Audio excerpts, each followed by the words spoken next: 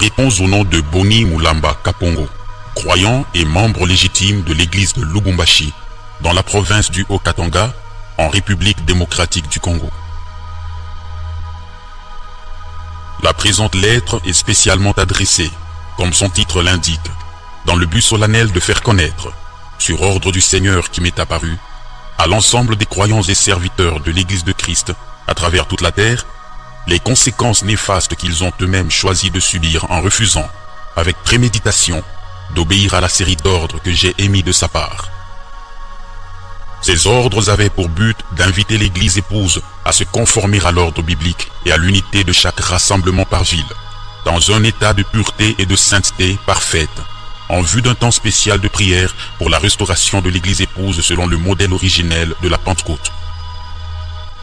Telle est la volonté divine actuelle qui devait s'accomplir immédiatement après l'exécution du mandat de notre bien-aimé frère, feu le missionnaire Ewald Frank de Krefeld, en Allemagne. Mandat dont j'ai personnellement reçu la suite de la part du Seigneur, qui m'est apparu dans un corps surnaturel d'homme, prononçant son nom d'une voix naturelle. Je n'avance pas ces choses à la légère, conscient du risque sévère de jugement divin qui en découle.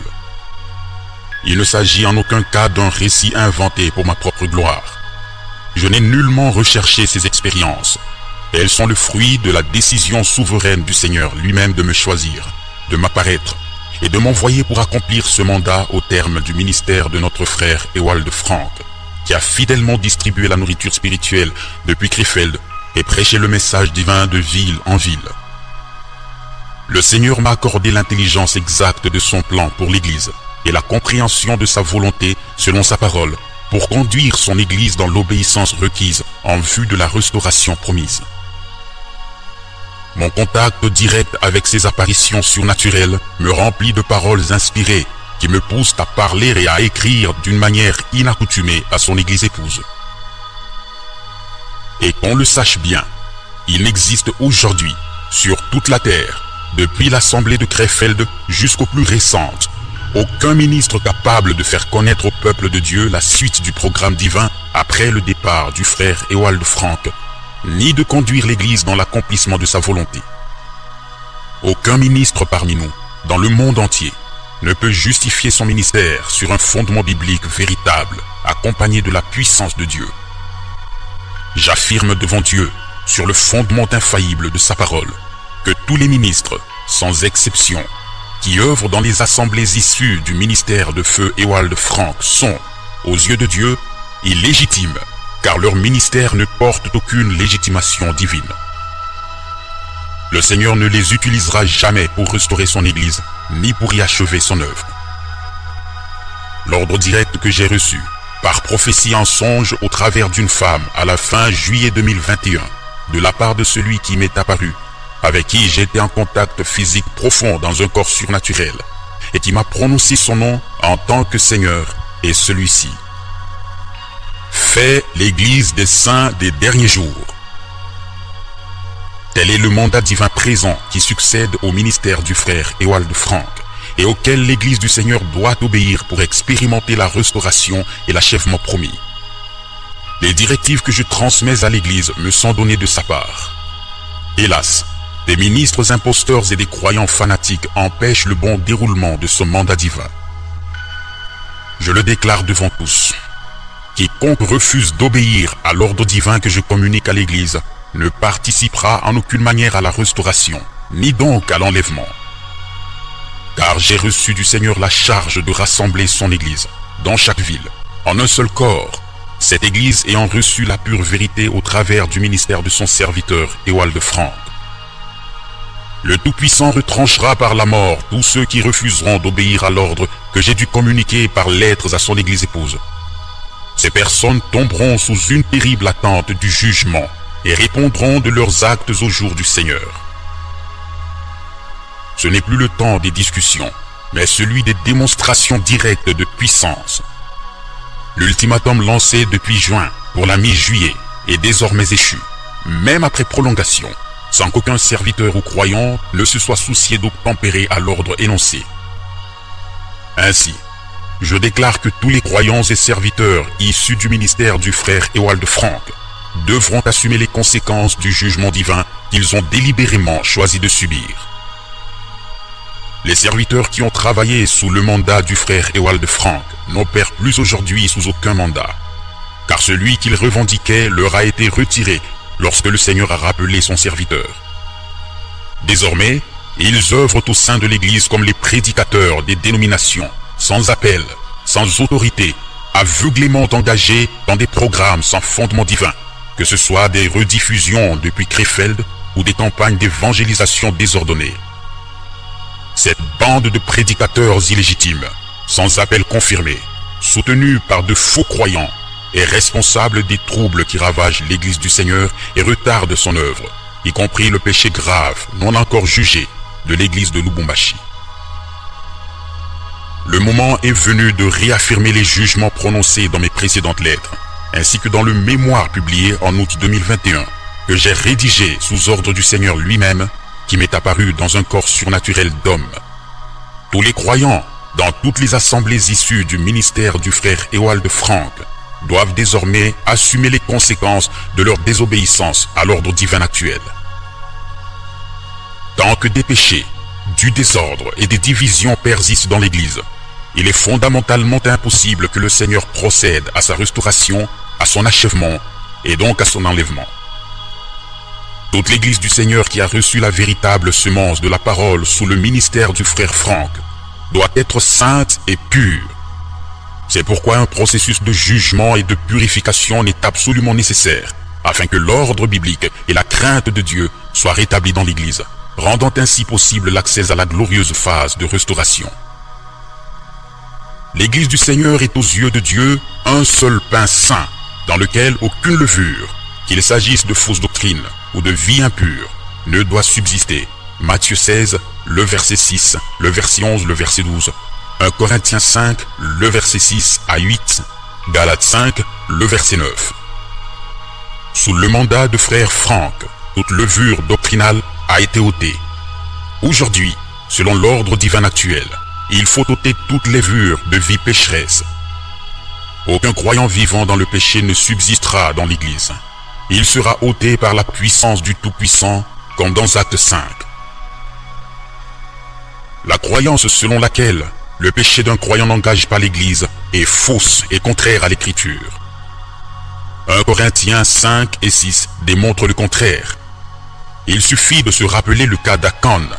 Bien qu'il ait péché en secret, c'est tout Israël qui fut jugé. Les enfants d'Israël commirent une infidélité, et la colère de l'Éternel s'enflamma contre eux. Josué 7, le verset 1er. Ce fait devrait faire réfléchir tout croyant. Tout péché est un interdit aux yeux de Dieu, car il est transgression de la loi. 1 Jean 3, le verset 4. L'Église forme un seul pain. Aucun croyant en état de péché ne peut y avoir part, car Dieu ne considère pas un individu isolé, mais le corps entier. Il viendra enlever une Église composée de croyants sanctifiés, unis, baptisés de l'Esprit, formant son épouse. Ainsi tout doit être jugé selon la parole, afin que le méchant soit exclu. 1 Corinthiens 5, du verset 11 à 13. Chaque croyant porte donc la responsabilité de ce qui touche l'Église, comme un membre du corps et solidaire de tout le corps. Car le Seigneur ne vient pas enlever un seul individu, mais bien le corps entier de Christ, en tant que son épouse, réunie des croyants sanctifiés et baptisés de l'Esprit. Comme je l'ai fait savoir dans ma précédente série de lettres, le Seigneur ne m'est pas apparu comme à un docteur ou à un évangéliste pour apporter un enseignement ou un évangile, mais bien comme à un prophète, sous la puissance d'Élie, le prophète, dans le but de prononcer un jugement de sa part pour rétablir l'ordre divin dans l'Église, laquelle a reçu sa vérité à travers le ministère de son serviteur, Ewald Frank, et de l'initier, par la prière, à l'œuvre de restauration. J'en ai reçu, par prophétie, l'ordre direct de sa part, et j'en assume pleinement la responsabilité. Je dois, selon l'ordre reçu du Seigneur, former l'Église restaurée promise, celle qui doit être achevée et enlevée au ciel. Pour ce faire, il ne me faut point les ministères préfabriqués par l'homme, qui œuvrent aujourd'hui au milieu de nos assemblées, mais les véritables 5 ministères, assistés des 9 dons de l'Esprit, se manifestant sous l'effusion de l'Esprit comme au commencement, à l'issue d'un rassemblement de prière. C'est par leurs moyens que je dois restaurer l'Église du Seigneur, édifier son Église et le nourrir jusqu'à la perfection et l'achèvement. Je prendrai pour exemple l'un de ces ministères que Dieu n'a jamais ordonné et qui pourtant agit dans nos assemblées. Un frère très reconnu, compagnon assidu du frère Ewald Frank, mais qui, cependant, ne fut jamais appelé ni établi par Dieu dans le ministère. Il le fut par l'homme Kasambakana Pierre de Kinshasa, le polygame. Voici un extrait de ses propres paroles, tiré d'une lettre adressée, en termes de reproche, à Ewald Frank en 2008. C'est moi qui ai demandé, en quelque sorte, à Didier Chitundu d'être comme responsable après moi, afin que, se fortifiant, il puisse, ne fût-ce que, donner des témoignages, car il n'était pas prédicateur. Fin de citation. Ainsi furent établis plusieurs prédicateurs, travaillant illégitimement sous le ministère du frère Ewald Frank au sein de nos assemblées. Mais Dieu ne les reconnaît point, et, par conséquent, il ne se servira pas de leur ministère pour restaurer son Église. J'ai la mission apostolique de former, à travers le grand rassemblement mondial de prière, l'Église sainte restaurée des derniers jours, dans laquelle le Seigneur achèvera son œuvre et qu'il enlèvera au ciel. Aucun croyant menant une vie de péché ne participera à cette œuvre, et, par conséquent, ne sera enlevé. Aucun serviteur non ordonné de manière directe et surnaturelle aux 5 ministères au sein de l'Assemblée ne pourra y exercer un service. Aucun croyant n'ayant pas été confirmé par l'expérience du véritable baptême de l'Esprit dans l'Assemblée n'y exercera quelque tâche que ce soit. Et toute personne n'appartenant pas à cette Église ne pourra jamais participer à l'enlèvement. Chaque serviteur ayant reçu directement du Seigneur une tâche à accomplir à l'échelle de l'Église du Seigneur est responsable de la limite de cette tâche qui lui a été confiée. Et c'est en fonction de cela qu'il décide de ce qui doit être inclus dans l'ordre et la doctrine de l'Église et de ce qui ne doit pas l'être. Et cette décision est de même approuvée et scellée au ciel. Matthieu 16, le verset 19.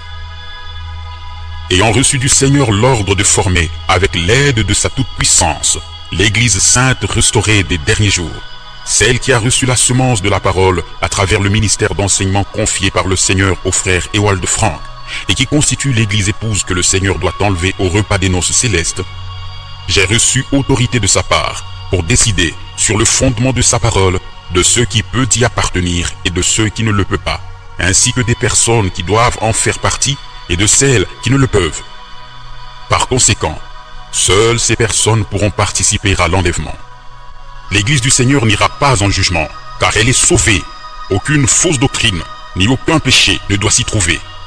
C'est pourquoi, avant qu'elle n'expérimente la restauration et l'achèvement en vue de l'enlèvement, toute chose en son sein attirant le jugement divin doit être jugée sur le fondement de la parole infaillible de Dieu et ôtée par la puissance du Saint-Esprit. Telle est la tâche que j'accomplis sur ordre du Seigneur, et tout jugement que je prononce à l'encontre des croyants ou d'actions dans l'Église du Seigneur demeurera valable jusqu'au jour du jugement. Mon expérience de la visitation du Seigneur, en personne dans un corps surnaturel, ne saurait être comparée à ces nombreux témoignages pullulants sur les réseaux sociaux, où certains racontent avoir vu le Seigneur lors d'une expérience de mort imminente. Ces témoignages, pourtant, ne conduisent nullement les âmes au salut, ni ne les ancrent dans la vérité révélée de l'Écriture selon le message de l'heure. À quoi servent de telles prédictions apocalyptiques sur des guerres ou catastrophes si elles ne conduisent pas les hommes au plan de salut de Dieu révélé dans sa parole pour notre temps? Elles ne font que semer l'angoisse sans conduire au salut. Mon expérience est véritablement reliée au plan du salut dans l'Église du Seigneur. Elle vise la restauration promise de l'Église épouse après l'accomplissement du ministère d'enseignement qui a ramené la foi des vrais croyants au fondement primitif. Cette œuvre ne concerne que les croyants et assemblées ayant reçu la vérité transmise par le ministère divin de l'enseignement confié au frère Ewald Frank, dans un état de pureté, de sainteté et d'unité parfaite, durant un temps spécial de prière. C'est alors que la puissance du Seigneur, liée à ma personne, se manifestera au milieu des rassemblements de prière, comme au commencement, et fera émerger les 5 ministères accompagnés de 9 dons de l'Esprit, par lesquels l'Église sera restaurée et achevée. C'est en vertu de l'apparition du Seigneur et de l'ordre reçu de sa part que j'agis, par mes lettres, envers l'ensemble de son Église, afin de l'appeler à participer au mandat actuel de formation de l'Église restaurée des saints des derniers jours, celle qui participera à l'enlèvement. Je déclare solennellement à tous les croyants et assemblées issues du ministère du frère Ewald Frank: quiconque refusera de se conformer à l'ordre énoncé dans mes lettres n'aura aucun droit de participer à la restauration ni à l'enlèvement. Il sera retranché par le châtiment de mort, comme Ananias et Saphira dans Acte 5, et conduit dans les tourments, dans l'attente du jugement. Et je ne saurais plaisanter à ce sujet, car l'heure est grave et la chose très sérieuse. À plusieurs reprises, sur ordre du Seigneur, j'ai adressé mes lettres à l'ensemble de l'Église du Seigneur. Les serviteurs et les croyants préféraient les ignorer, demeurant indifférents. Il en fut de même lors du dernier appel solennel à la prière, assorti d'un ultimatum pour sa mise en exécution avant la mi-juillet. Pourtant, il s'agit bien d'un ordre divin, relié à l'apparition du Seigneur lui-même, le même qui parla à voix céleste à notre frère Franck et qui m'est apparu en forme humaine pour m'ordonner, par prophétie, l'exécution de la suite du programme divin pour son Église, laquelle doit désormais être restaurée et achevée en vue de l'enlèvement, sous la puissance d'Élie le prophète, conformément à Matthieu 17 le verset 11, Marc 9 le verset 12 et Acte 3 du verset 19 à 21. Serviteurs et croyants des assemblées issues du ministère divin du frère Ewald Frank, est-ce volontairement que vous vous opposez au Seigneur, le Tout-Puissant, et à son ordre? L'avez-vous bravé? Et vous êtes-vous décidés à vous exposer à son jugement terrible et à en subir les conséquences? À présent, je décline toute responsabilité quant aux conséquences fâcheuses et graves qui atteindront tous les serviteurs et croyants de l'Église du Seigneur. J'affirme à nouveau l'énonciation des jugements fondés sur la parole de vérité, selon mon mémoire publié depuis 2021, que j'ai prononcé à l'égard de tous les pécheurs et désobéissants dans l'Église.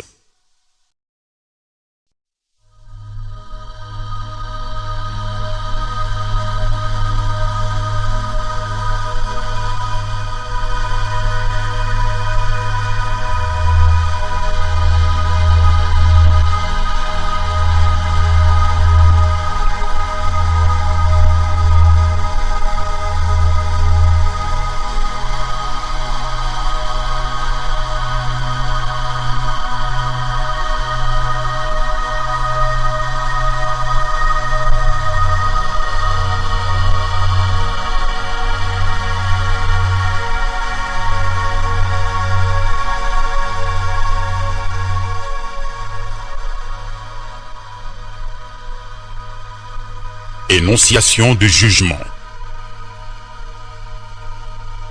À tous ceux qui sont mentionnés ci-après, j'énonce le jugement de la part du Seigneur, le Tout-Puissant.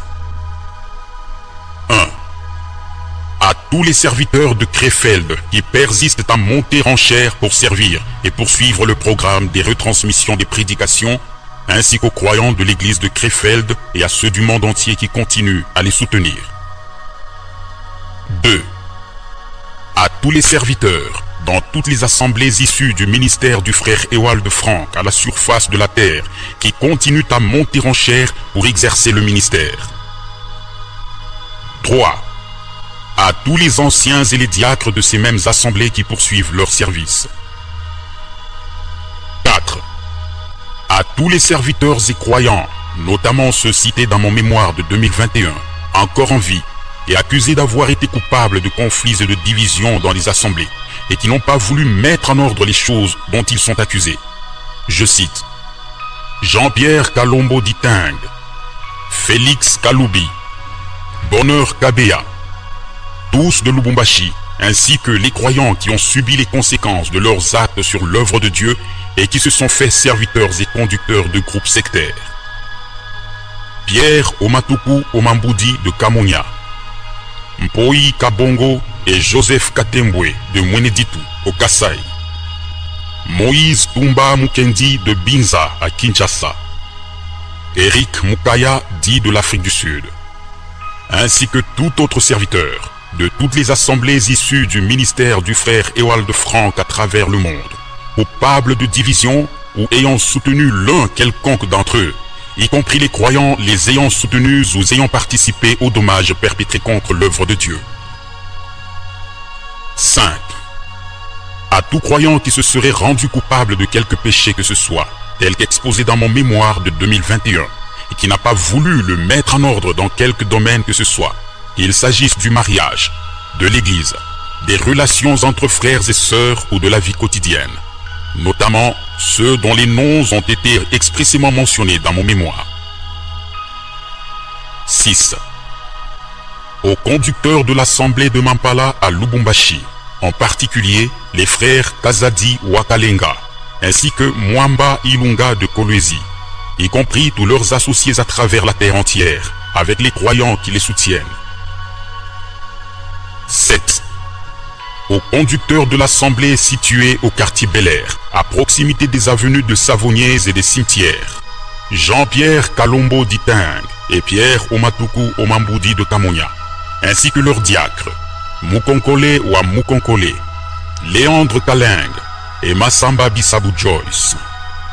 À tous les serviteurs qui leur sont associés, y compris tous les croyants de l'assemblée, et en particulier ceux qui étaient présents le dimanche d'octobre 2020, lorsque Kalombo d'Iting pécha par calomnie et blasphème jusqu'à m'excommunier par une décision d'antichrist de pécheur.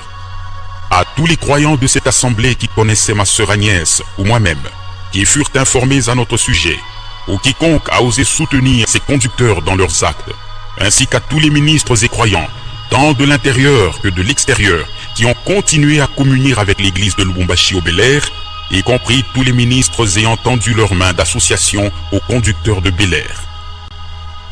8.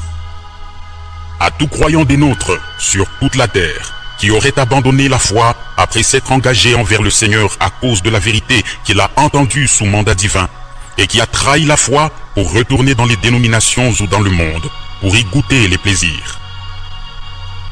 9. À toute personne croyante des nôtres, dans les assemblées issues du divin ministère du frère Ewald Frank à travers la terre entière, qui aurait, d'une manière ou d'une autre, osé émettre des critiques méprisantes à l'encontre des lettres que j'ai dû publier sur ordre du Seigneur. Et de même à tous ceux des nôtres qui aient jamais reçu mes lettres et se sont retenus d'agir conformément à l'ordre biblique, y compris tous ceux qui ont refusé de les lire. 10. À tout croyant qui s'engage dans la politique. Tous ceux mentionnés ci-dessus, écoutez attentivement le jugement que je prononce sur vous de la part du Seigneur, le Tout-Puissant, qui m'est apparu, avec qui j'ai eu un profond contact physique, qui m'a exprimé de sa propre bouche, avec une voix naturelle d'homme, son glorieux nom, montré le visage qu'il a emprunté pour m'apparaître, et qui m'a chargé, par ordre prophétique, de restaurer son Église, en tant que l'Église des saints des derniers jours, qu'il devra enlever au ciel. Vous êtes tous excommuniés par le Tout-Puissant du sein de son Église épouse, qui a reçu sa parole semence au travers du ministère de son serviteur Ewald Frank, et condamnés à la mort éternelle d'avec Dieu, le Tout-Puissant. Vous serez tous frappés et vous mourrez. Vous descendrez rejoindre les autres rebelles qui vous ont précédés dans les tourments, dans les profondeurs de la terre, pour une terrible attente du jugement, au jour duquel vous reviendrez répondre devant la face du juge suprême et subir le châtiment terrible de vos actes. Et vous n'aurez ainsi aucune part à la restauration ni à l'enlèvement. Je ne serai pas avec vous, ni sur cette terre, ni dans la gloire. Je vous retrouverai devant le trône blanc, face au saint juge suprême, au jour du jugement. Tous les croyants, sans exception, dans toutes les assemblées de la terre issues du ministère du frère Ewald Frank, seront frappés par de terribles fléaux de la part du Seigneur, et un nombre incalculable de serviteurs et de croyants seront ensevelis parmi nous. Et cela ne cessera que lorsque toutes les assemblées, ville par ville, auront obéi minutieusement à l'ordre que j'ai énoncé dans mes lettres, et que je serai réintégré dans le rassemblement. Je le rassure devant le Seigneur Tout-Puissant, aucune restauration, ni achèvement, ni enlèvement n'aura lieu sans que l'ordre solennel que j'ai édicté ne soit entièrement accompli, et que moi, à qui le Seigneur est lié pour l'exécution du mandat actuel, après le ministère du frère Ewald Frank, et qui consiste à former l'église restaurée des saints des derniers jours, destinée à être enlevée, je sois réintégré dans la communion d'où j'ai été exclu par la main des pécheurs, sous une déclaration écrite et signée et mise en garde d'y retourner. C'est l'ultime défi que je lance à tous. Prouvez-moi le contraire. Suivez toutes les retransmissions que vous proposent ces aventuriers endormeurs de Krefeld. Organisez, avec tous vos ministres imposteurs sans légitimation divine, toutes les campagnes d'évangélisation, voire des réunions de prière avec des jeunes ascètes de centaines de jours. Il n'y aura absolument rien qui s'accomplira de toutes les promesses du Seigneur que vous attendez. L'église entière du Seigneur, qui a reçu sa parole par le ministère du frère Ewald Frank, est désormais placée sous un terrible jugement divin. Et tout croyant qui mourra à partir de cet instant n'ira point dans la présence de Dieu, mais descendra dans l'attente du jugement. Je le certifie encore par défi à tous, et tous doivent bien m'entendre. Si ces sentences que j'ai prononcées sous ordre du Seigneur ne s'accomplissent pas dans son église sur la face de la terre, je reviendrai sans condition me repentir publiquement, et je rassurerai à tous que le Seigneur ne m'est point apparu, ni ne m'a donné d'ordre. Que tous l'entendent. La crainte et le respect du Seigneur doivent être ramenés dans l'église du Seigneur pour contraindre les croyants qui subsisteront à une obéissance parfaite à Dieu et à sa parole, en vue de l'expérience d'une parfaite sanctification, avant que n'ait lieu la restauration de l'église des saints des derniers jours. Ce qui va arriver étourdira et fera siffler d'étonnement tous ceux qui en seront témoins, au point qu'aucun hypocrite n'osera plus s'approcher de l'église du Dieu vivant pour en devenir membre. Que tous soient prêts et observent ce qui va arriver de la part du Tout-Puissant lié à ma personne, de manière soudaine et inattendue, comme un rêve interrompu brutalement à l'heure d'un réveil soudain. Et l'orgueil parmi les croyants cessera définitivement. Dieu est terrible dans la grande assemblée des saints. Il est redoutable pour tous ceux qui l'entourent. Psaume 89, le verset 8. C'est pourquoi les méchants ne résistent pas au jour du jugement, et les pécheurs dans l'assemblée des justes. Car l'Éternel connaît la voie des justes, et la voie des pécheurs mène à la ruine. Psaume 1er, le verset 5 à 6. Citation. Beaucoup de croyants attendent la grande action finale de Dieu avec des signes et des miracles, laquelle arrivera certainement dans peu de temps. Cependant, auparavant, tout doit être véritablement rétabli conformément à la parole dans l'ordre biblique. Ainsi seulement, la préparation pour le retour de Christ pourra être atteinte. Avant toute chose, la crainte de Dieu doit être ramenée dans son Église. Elle est le commencement de toute connaissance divine et de toute sagesse, laquelle met fin à notre folie humaine. C'était, et c'est encore ainsi, le seul intérêt de Dieu est que nous marchions dans les limites de sa parole. Ainsi seulement, il peut y avoir une marche avec Dieu. Tiré de l'exposé, le mariage, problème ancien, écrit par Ewald Frank. Citation. La crainte de Dieu doit retourner dans l'Église, et elle y sera, c'est certain. Acte 5, du verset 1er à 11. Car elle est le commencement de toute sagesse divine. Psaume 111, le verset 10. Proverbe 1er, le verset 7. Jacques 3, le verset 17. Tiré de la lettre circulaire numéro 41 de janvier 1994, écrit par Ewald Frank. Fin des citations. Agissant sous ordre du Seigneur, Boni Mulamba Kapongo, Lubumbashi, province du Haut-Katanga, République démocratique du Congo.